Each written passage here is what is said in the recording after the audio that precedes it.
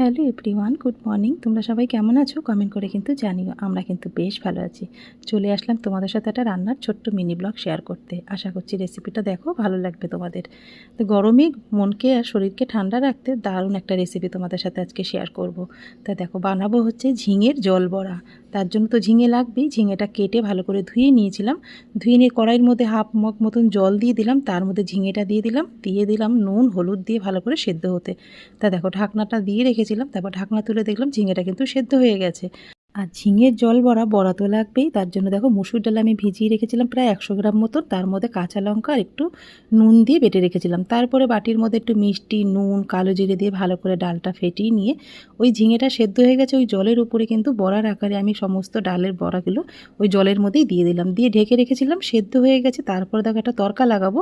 তার একটা তড়কা প্যান নিয়ে নিয়েছি, তার মধ্যে পরিমাণ মতন সর্ষের তেল, শুকনো লঙ্কা, কালো জিরেটা ভাজা ভাজা হয়ে যাওয়ার পরে আদা আর কাঁচা লঙ্কা কুচিয়ে রেখেছিলাম, সেটাকে তেলের মধ্যে দিয়ে ভালো করে ভাজা ভাজা হয়ে যাওয়ার পরে তারপরে যে ঝিঙে আর ডালের বড়াটা সেদ্ধ হয়ে গেছে ওর মধ্যে তরকাটা দিয়ে দিলাম, মানে শুকনো লঙ্কা, কালো জিরে, তারপরে একটু স্বাদ মতন মিষ্টিও দিয়ে দিলাম। শুকনো লঙ্কা, আদা, কাঁচা লঙ্কার যে একটা তরকা লাগিয়েছিলাম সেটা দেওয়ার পরে 5 মিনিট মতন আমি ঢেকে রেখেছিলাম, তারপরেই কিন্তু নামিয়ে নিলাম। এই গরমে শরীর আর মনকে ঠান্ডা রাখতে কিন্তু ঝিঙের জল বড়া একদম রেডি হয়ে গেছে। রেসিপিটা তোমাদের কেমন লাগলো কমেন্ট করে কিন্তু জানিও।